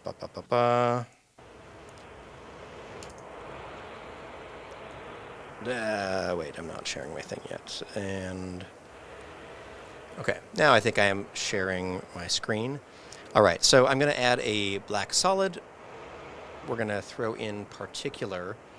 And this is a sort of workaround that I have tried with this kind of effect before. I don't know how interactively 3D it needs to be. Aerospace News, let me know how 3D this camera move is, or if it's just supposed to look like one of those wind tunnel videos where you have particles and they go zoom around the contours of something. Because if that's the case, there's a different way I would go about approaching this. But yeah, nothing like a real-time simulation of interacting when it hits the other object per se. Not yet. Like you want to be in a simulator program once you get to that stage. Yeah. All right, let's get rid of. That's my I've been paying attention sound. Yeah, mine is amazing. I think I say that a lot on the stream. Oh, cool. Or wonderful, wonderful, wonderful, wonderful. Like it's the long pause and then the wonderful. Let's see on this guy. Let's see. Let's get. I'm going to be using a lot of CC glass on this and light sweeps. All right, so let's see what you got over there. Whoops. I don't know what buttons I've assigned to what. There we go. Ooh. Dang. Someone should snatch up this guy. Look how quickly this title design's coming together. I know, right? Oh boy. Yeah, don't let's see. What do you want to throw on top of this thing? I mean, some texture would be fun. Just some like banged up. Oh yeah, I was going to ask that about Lightyear. How much of the imperfection texture was there versus you had to enhance per shot? We had to make all of those textures ourselves. What? Pixar did not provide us with any textures or materials. Oh wow, really? That stuff. Yeah, we asked about it. But their system is just, they use this proprietary system to texture their stuff. There is no way it would ever transfer over to us. Oh wow. So yeah, we built all that stuff from scratch. That is fascinating. Yeah, which is, part of the we're going to have to do this as well as Pixar does. And I would never did anything as well as Pixar did, but I like to think it stands with the movie and doesn't feel wildly out of place, Yeah. Mm-hmm. Let's see. Do I have any textures? I don't have any textures readily available to me. So let's see. I can share my screen for a teeny bit if you want to try to hunt any down. Sure. Yeah. All right. So I'm going to hopefully. Whoops. There we go. So I'm going completely off script just to do something random here. I'm going to particular. I'm using a sphere emitter, which I'm going to make the emitter size smaller, but I like it. I like that it's a sphere. And I'm also going to make it a directional emitter. The directional spread I will have be 0 because I want it to just be a stream of particles going in one direction. So in this case, let's look at what this looks like if I add a camera to my scene and kind of rotate around to the up and above it a little bit. My computer's thinking a whole lot here.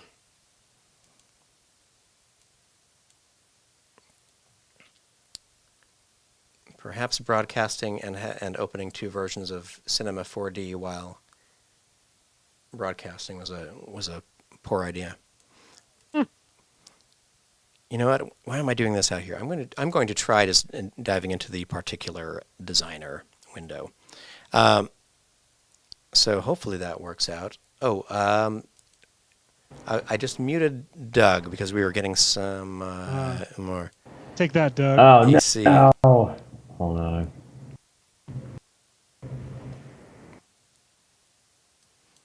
All right. So here we are in the designer window. And what's nice about the designer window is it's a little bit more of a a quick interactive way to see what something like this looks like.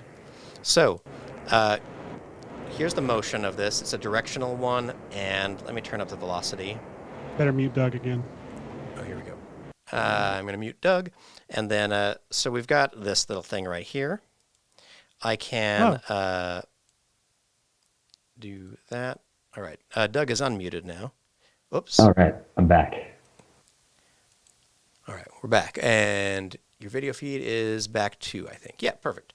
All right. All right. So here's sort of, a rudimentary wind tunnel setup. So you just, a spherical emitter. That way there's some volume to the shape, because if the if you're not emitting from a sphere of some sort, then you'll just get a straight line of particles, which is a little bit too much. So I'm going to make the sphere a little bit bigger and do something like that. Now, there are things that you can do in After Effects, or in particular with fields. And one would be something like a spherical field, which I can visualize here. So under fields, I can go to... I will turn up the strength of this spherical field, and I'm going to push it back in Z so you can see what's happening with it. So right now, this is a little field that has a radius that you can adjust that disrupts the particle flow. Now, at 100%, it completely moves the particles out of the way for it. But if you do something like this with a nicely feathered radius, basically the particles kind of creep around it. And that is a little bit more similar to what to a controllable, look of one of these wind tunnel kind of things. You could turn up the radius, and so the things have something wider to go around. And obviously, you would do all your standard stuff, like grab some smoky particles or something like that. And then, if you had an airplane or something like that, you could put one of these spherical fields on each of the wings and size it to be displacing them. It's sort of like using a dummy object in Cinema 4D to be your cloth collider or something like that, so it doesn't have to interact with all of the geometry. Because in the end, particular is just supposed to be a very fast particle renderer. It's not loving this setup though, and I don't know why. So I'm going to see if maybe I should switch over to the GPU instead of the CPU right now, since we're broadcasting. Is that faster? I don't know. There we go. Anyway, that's one way to do it, and then I'll be back with another in a second. Seth, are you showing your screen there? I am. I'm just working on this logo here. Very nice. Your feed is frozen. Oh, yeah. Wait. Oh, there it is. Wait, it came back. So, this is my gritty reboot of Teletubbies. You did it. You did it. Perfect. Did it. Wow. Let's just drop my new logo that is basically just a worse version of the logo with CC glass. That is fantastic. On top of it. The gritty reboot of the Teletubbies. You never disappoint. I'll just do this. Let's say. Oh boy. Reboot. Let's see. The hat's coming off now. There we go. And let's obviously do We gotta that get serious. in Euro style, which is not on this computer. Oh no! What? Uh-oh. That was probably a discipline thing, you know? Probably is. It'll have to be Albertus then. That's the only other option. Or Bank Gothic, man. Or Bank Gothic. Do I even have Bank Gothic on here? Where would together? Batman would not be forever without it. I don't have Bank Gothic. Batman is going to have to be never. Batman never. Batman never. Let's do it in the Aliens font. Never. There we go. Alien. The gritty reboot. See, so do you think if we post this, Gritty would retweet this? I feel like... There's a very good chance. There's a better than none. Yeah. So, aerospacenews.com. What you could do, you're welcome to give me your name too if I've missed it. I'm sorry. But the field, you could attach to a null, and you could attach a null to whatever null was controlling your object. I've done some stuff like that before. I think we did on a Ghostbusters episode a while ago or something. Ooh, that's a good font you got going there, Seth. I am thinking I have another idea for it. Friday the 13th font. You can always go with that. But actually, there's one that I've been using a ton for this kind of moment, and it's not that one.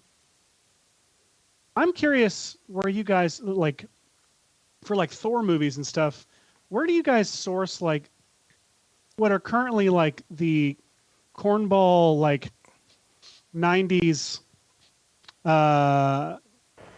fonts? How do you do the stuff that doesn't look like DeFont, like you just went on DeFont and got typefaces?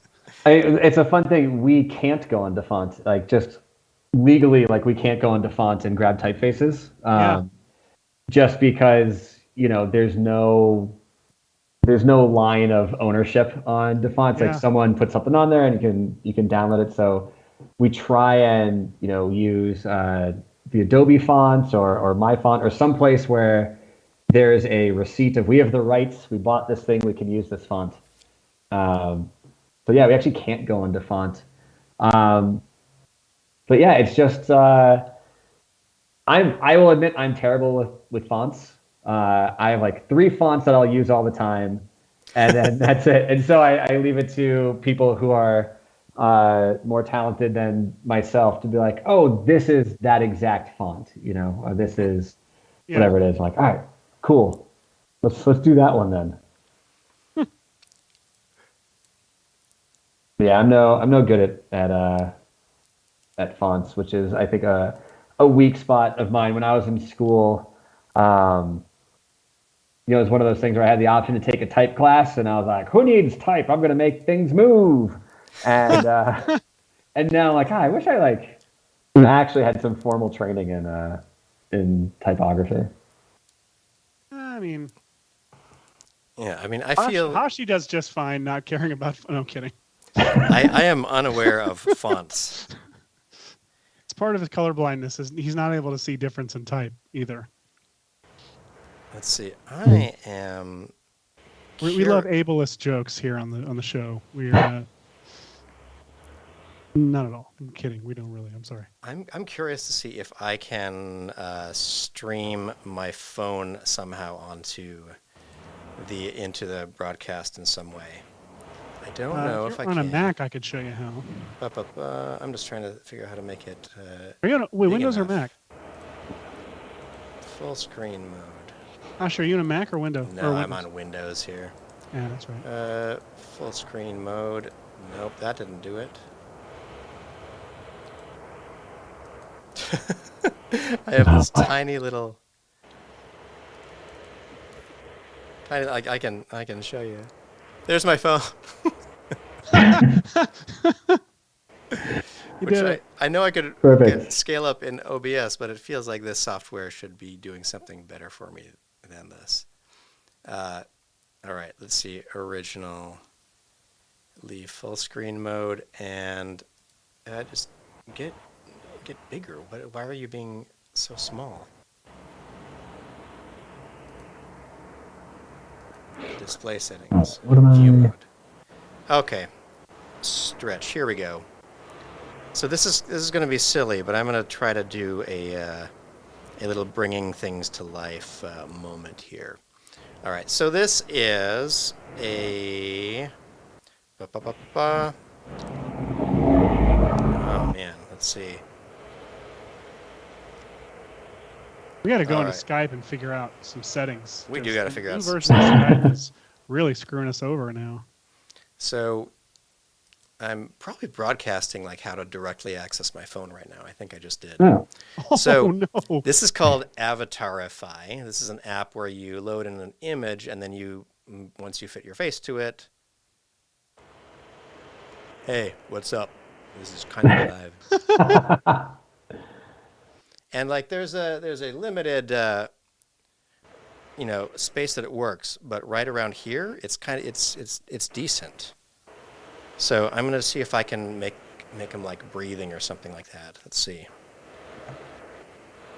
And I know it's stuck with the mouth open. Uh-oh. Oh, why? Let's see. We'll go back to. Let's see what other filters do I have in here. Ha ha ha!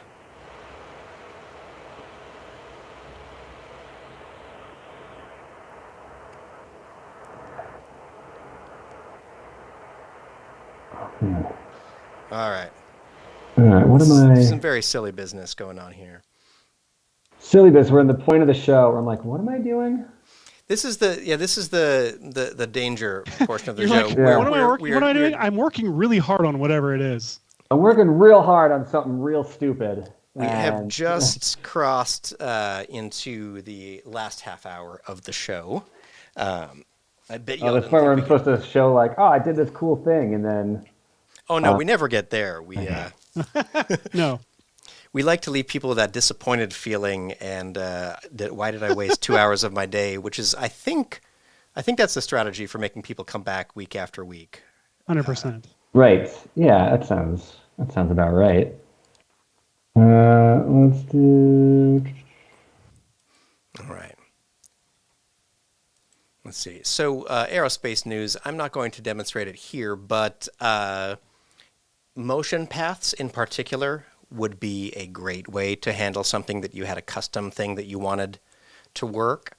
And beyond that, if you really want to show like the forces at work with a helicopter blade, at that point you need to be in a crazier simulation. Unless you just want to use the fluid dynamics within After Effects or within Particular to fake it, which you could always do. So check out videos on the fluid dynamics in particular and on motion paths in particular. Motion path is where you can basically define the exact path via the animation and keyframes of a light. So it'll follow a specific path and like swirl around or go over a wing or whatever.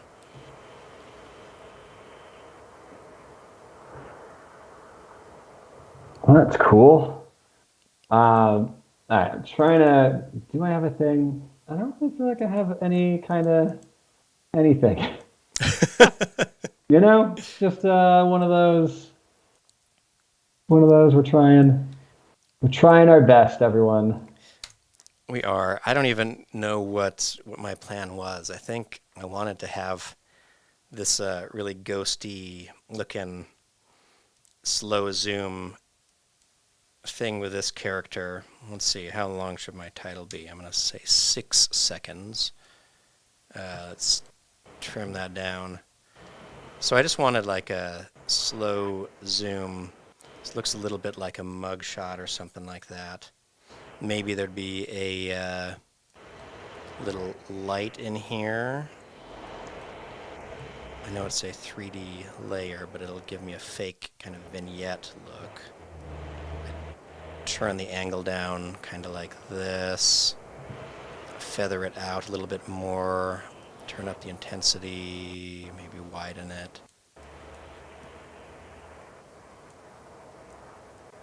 Okay, so here's a little slow push in toward this character. So that can be a base layer for something. And then maybe we'll just use displacement maps to make them move instead of trying to use my low-quality footage. Because I have a feeling that's going to look bad. I don't know if it got saved or not either. Oh, I forgot to save it too. All right, so now my idea is to try to find my... somewhere I've got a directory from way back when, from, I think, Riot Gear? Yeah. Where we've got some grungy textures. I'm going to grab the grayscale versions of a couple of these. And some of these kind of things are built into some of the Red Giant plugins, so I should have maybe tried some of those too. But here's my plan. I'm going to bring in a handful of 3D cards like this. I'll just make them semi-transparent for just a moment. And if we go to a view like this, I'm going to scoot some way back so there's sort of like the wall, and then I'll put some others in here that are maybe different ones of these gritty textures.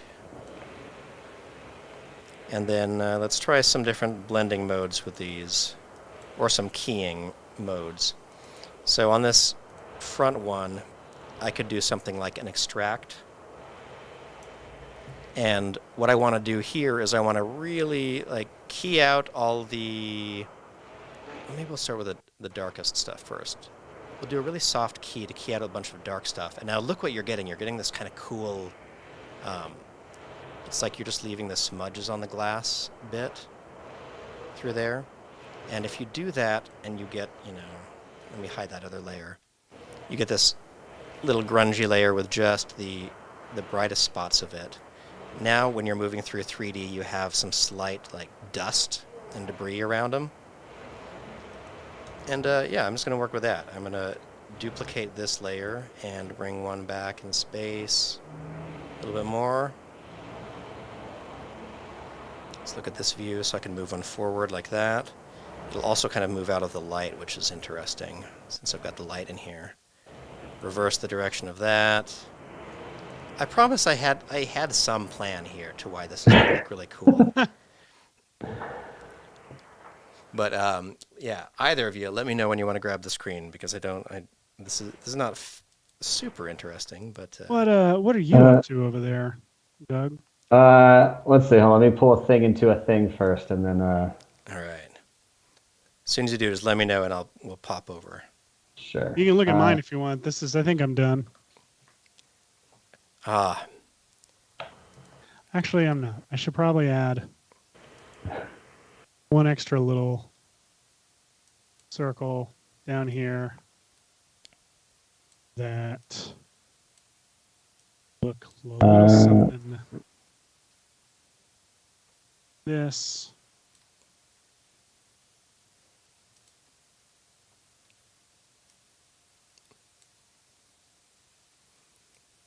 And let's see, I need to do a little color correct on this thing.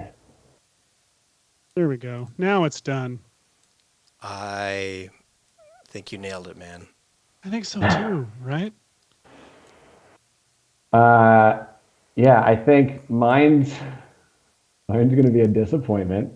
Okay, let's share. You can watch me. Let's do that. So I'm telling you guys, you gotta. Let's desaturate this a little bit. Put a little curves on here. Yeah, I'm not. I don't think I really got to a place that I feel totally good about on this stuff. But you know what? Hey, that's one of the. That's part of life. That's part of doing VFX and title design. Someone was asking if your crew worked on She-Hulk, but Doug may not be able to answer either way. I don't know. I can answer that we did not work on She-Hulk. Excellent. Yeah. But those titles are fun. I like what they're doing on She-Hulk. I don't know what they're doing on She-Hulk. I think I saw the first 2 episodes. Oh, it's the courtroom sketch. Yeah, it's like the courtroom sketches thing. That's a pretty nifty effect. Yeah, I like all the motion that they have. Like the strokes are always forming. There's something that's always happening. I think it's really cool. I'm always curious about how you do something like that, because you guys did something pretty similar with the Marvel title, where I think specifically like Steve Rogers is really clearly drawn up with like lines and fills and things like that, but you created them in post, right? Yeah, like worked backwards.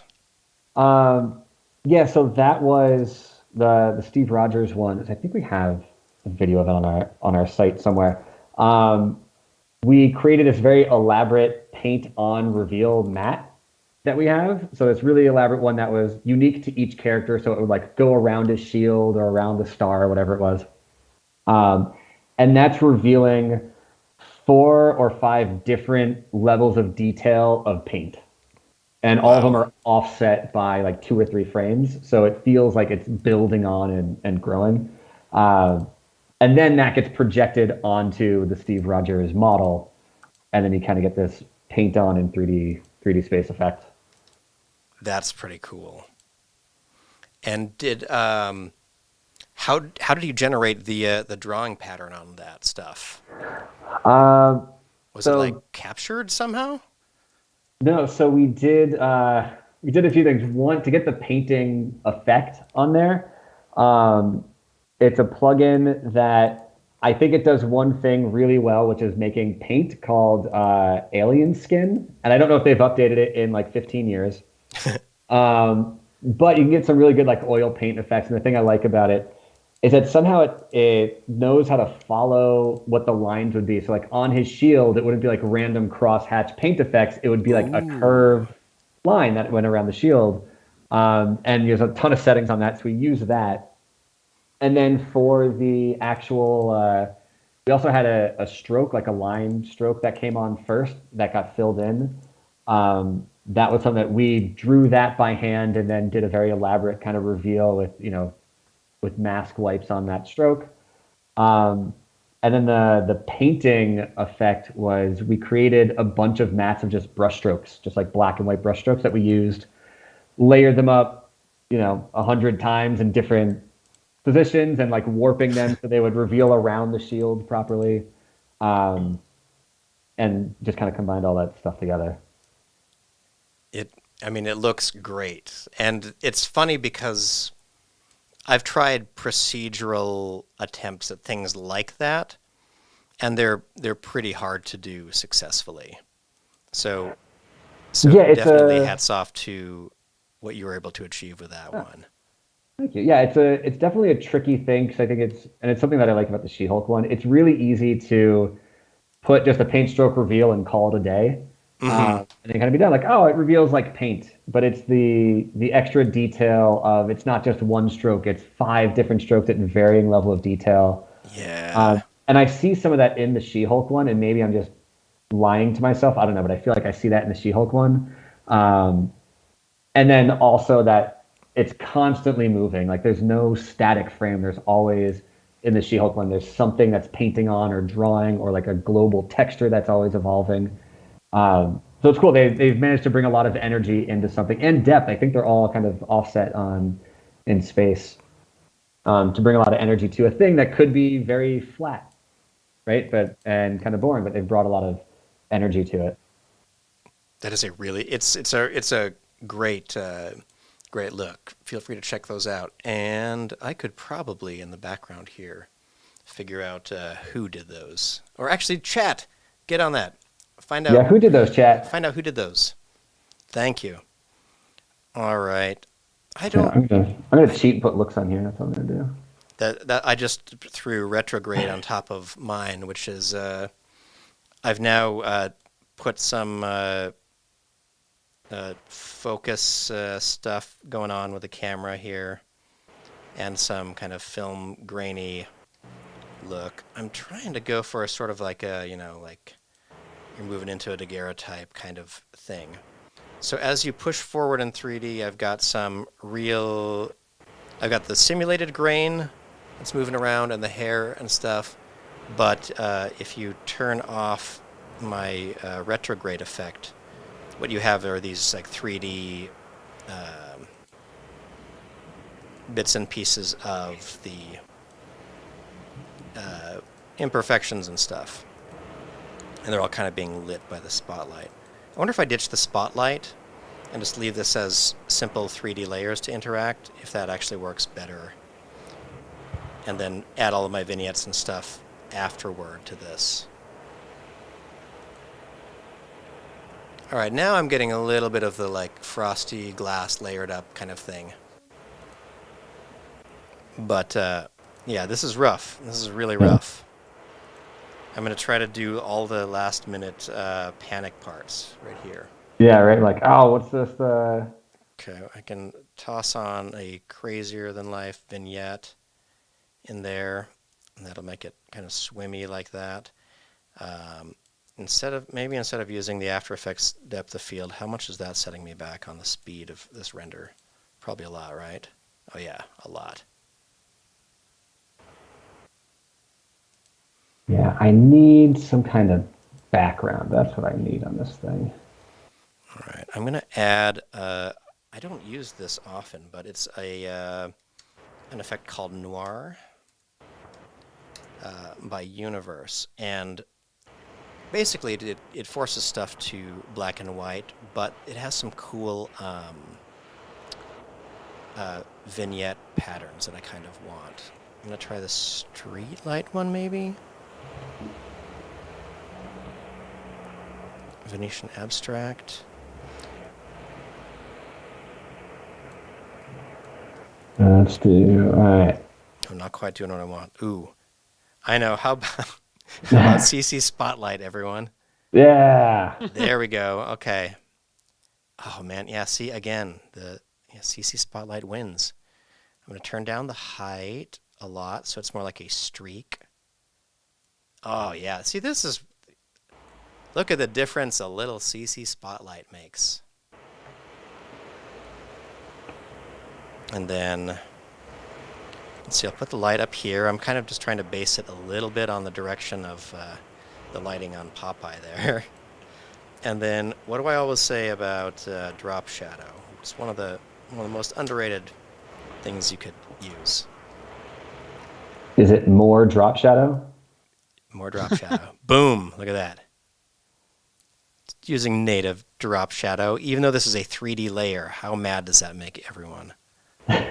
But what's cool is that I just blur it out a lot, and now you can't really resolve the parallax very well. You just get the impression that Popeye is back here stewing over olive oil being stewing over by, olive oil? That sounds delicious. Wow, it's so many spinach and oil and soups. Oh my. Spinach and oil and soup so much. Yes, chef. That show is so good. Oh, that show is too good. I have wanted to raptorize the entire 20-minute single take episode. That is the only show that I watched the entire episode, watched the rest, I binged the rest, and then found out that chaotic episode was one take. I did not notice in the craft. It took me half the episode to notice it. It's so good. Yeah. And supposedly, based on what I've read in newspaper articles, which always get stuff right, it's a legit one take. It's not a appearance of a one take. Is it? Mm-hmm. I don't know. I mean, that sounds a lot like no CGI to me. I do worry about that stuff. So it's sort of like, in this case, what you'd be erasing is that someone had to edit some part of it, like an OK Go video that was supposed to be a thing. Which, like, come on, it's hard. It is hard. All right, I'm kind of digging something about this. I'm not sure what I'm going for though. Let's see how we got. 11 minutes, really probably 10 minutes. Story of my life. I'm going to put you up on screen, Doug, just because that legit looks like a version of that logo that could exist out in the wild. It's almost like you do this for a living. It really does look awesome, especially once you brought the flares. It's a little over the top. I think it's probably. I'm not as thrilled with the color on it, but right, that feels like Pokemon. All right, it's got to be. Yeah, let's do something else. What else can we do on this? Let's do a What do I have? Oh, I'm going to save this before I try and do anything crazy. Let's duplicate this guy and do some. Is that me making that noise? Because my air's off now. So no, it's whenever one of you isn't talking, Skype goes full blast, trying to like turn up and hear something. I can definitely mute myself because I know when I'll talk. So I'm going to go with that approach for now. I'm incapable of muting myself. The world must listen to everything, every sound I make. Let's see. This is getting kind of crazy. Where's my distort amount? Is it just? All right. Let's see what we can do to this. Right over. Is it that one? Oh, there we go. Let's tone you down. Nope.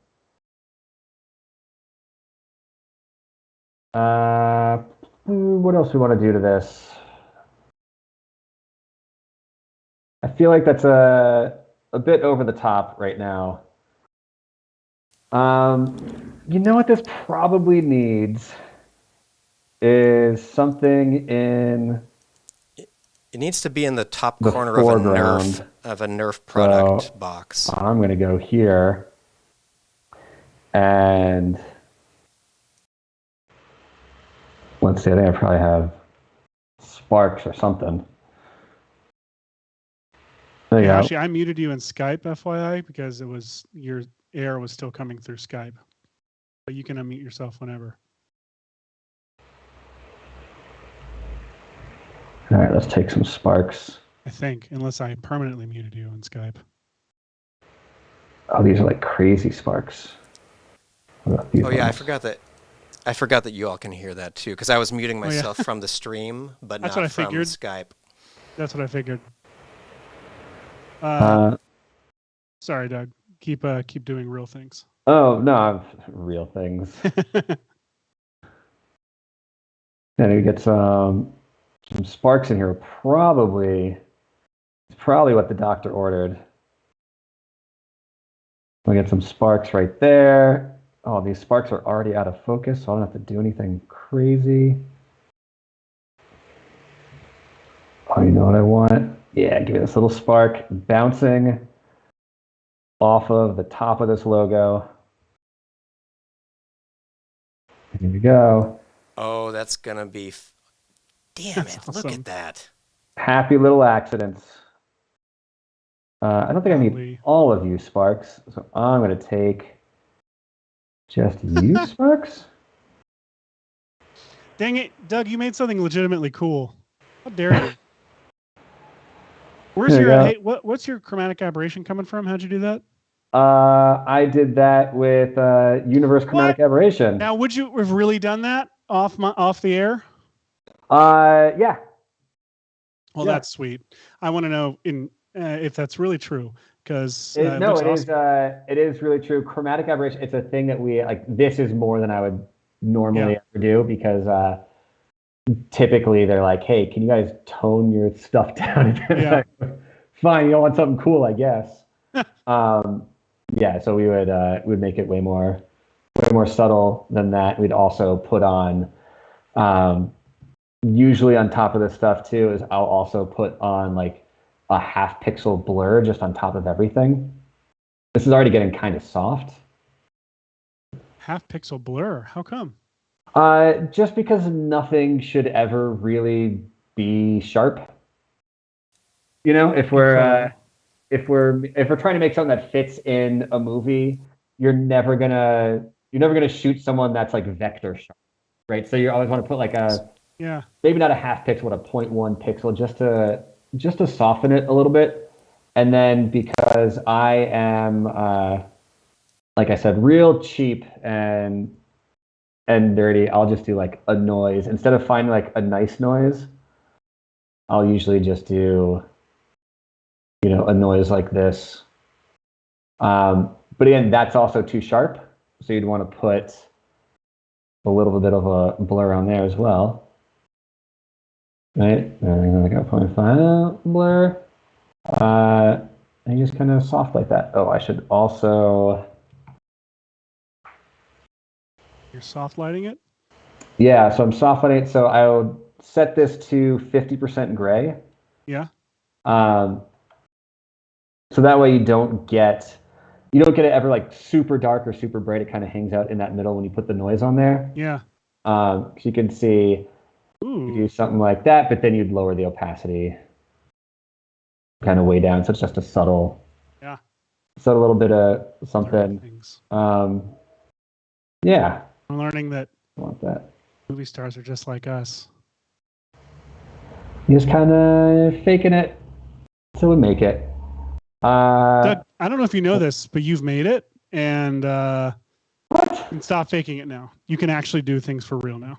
Oh man, every single like new job is like, oh boy, they're gonna figure it out this time. They're really gonna learn.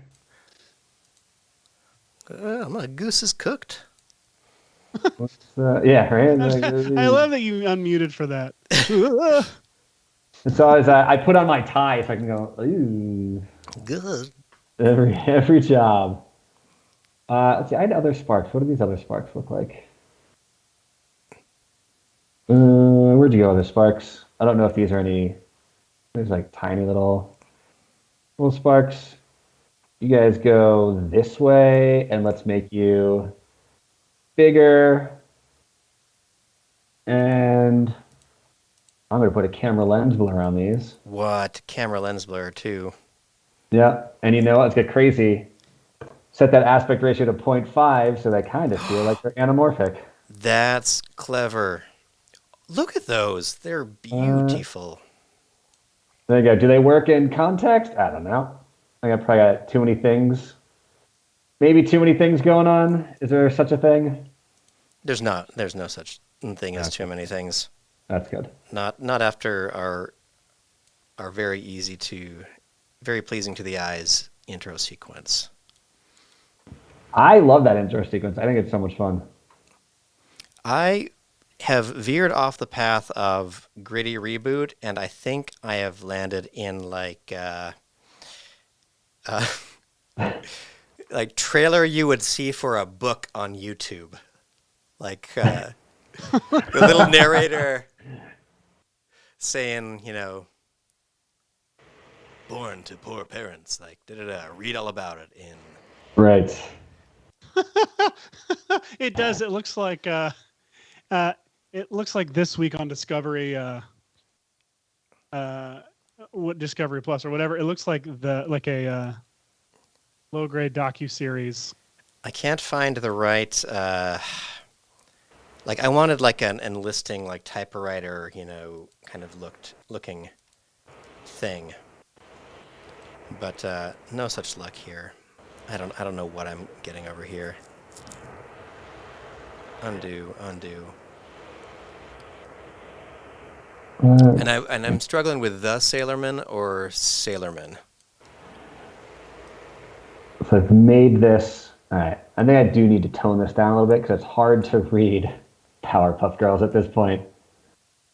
Who reads? Yeah, right. Who reads? Yeah, who's in the theater right now and doesn't know the name of this movie? Right? That's what I'm saying. The lens radius, I want.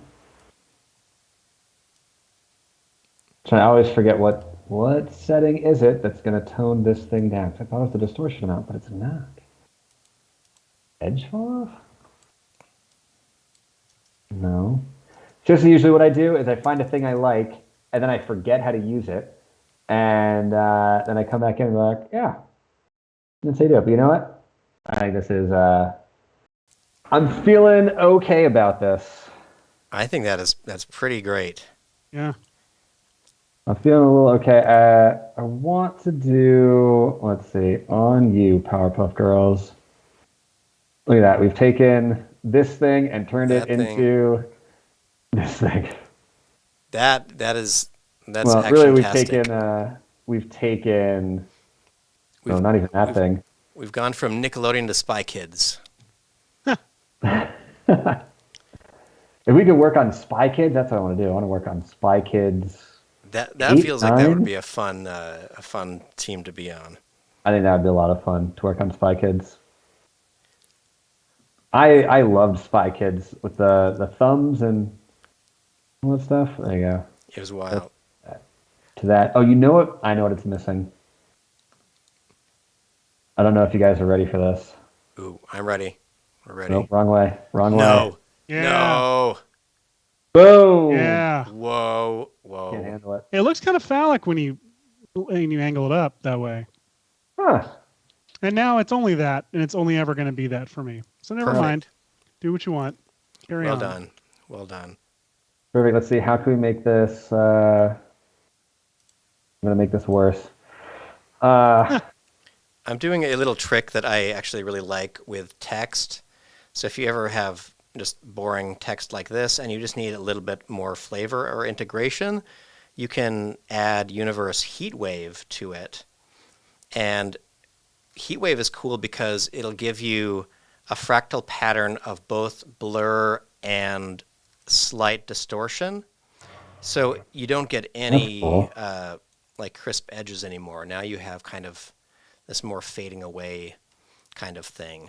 And on this same text layer, if you wanted to, ahead of even Heatwave, you could have added some fractal noise to the text itself. Put it maybe at a, let me see, you want it bright with a little bit of contrast, and then turn the complexity up of the fractal noise and the scale down. And so you get just a teeny bit of variation in the letters to begin with, like that. Doug, do you have a Firewatch background? I do. That makes me happy. It's my favorite game of all time. Fun story. Never played it, but I think it's a beautiful game. Oh, I understand. I have games like that. Have we talked about this on the show? Maybe we have. I don't know, but yeah, I've never played the game. I just think it's a gorgeous looking game. It is. So I think I might be trying to do something too stupid now. This is VFX and Chill. Right? It's how can I take all the studio notes and make something kind of dumb with this? Let's see. I don't know. This is a little blur here. At some point, I'm just gonna have to say this is done. I've decided my gritty reboot is done, and I've uploaded it to the final render Slack. So Michael can do with it as he wishes. You know what? I think we're at 3:00. Oh no. Oh yeah, I've got to get out of here. Oh wow, I was not paying attention. I was gonna say I just need like 10 minutes, and I think I can animate something. All right, let's circle up again. Oh wait, where did you go? There you are. Everyone, this was exciting. Absolutely. And I love that you'll come on here, Doug, and are willing to try to use an hour and a half to play a silly game with a spinny wheel and turn that into something that flexes your professional muscles. So yeah, dude, for real, thank you. It is amazing. Feel free to send me just a still exactly as it is right now. Don't do any extra work outside. Oh man, I show. already have like 2 keyframes in here, so okay. I will send a still. I'm probably going to spend 20 minutes to see if I can get something that animates, and then I'll just send a still. Is what I really have. Either way, that's the VFX and Chill way. Yeah, that's perfect. Well, thank you so much for VFXing and chilling with us, everybody. We will be back next week. I think it's just a regular episode. I'm not positive what we'll dive into, but you can always leave your comments on videos like this of what you would like to see us cover and what effects would be fun to try out. So please always participate in the show in whatever way you can. Leave comments, share them with friends, etc. Like we're asking for donations. Maybe we should. Just any little bit. Every little bit every little bit helps. Yeah. Amazing. Well, thank you, Doug Appleton of Perception. Please check out more of Perception's work on their website, and even better, their YouTube channel, where you can see cool breakdowns of some of the work and get to see the wireframes under the hood and stuff like that. Yeah. Yeah. Our YouTube channel, I think we post that stuff on Instagram and Twitter. We're trying to post as much behind the scenes as we're allowed to. So, yeah, check it out. Yeah, if you like design, get as many of the designers in your timeline as you can. It's awesome. Yeah, do it. Thank you so much, everyone. And let's roll these credits. Oh, those are wrong ones again. Perfect. Oh boy. All right. Well, maybe let's see. What's the button for the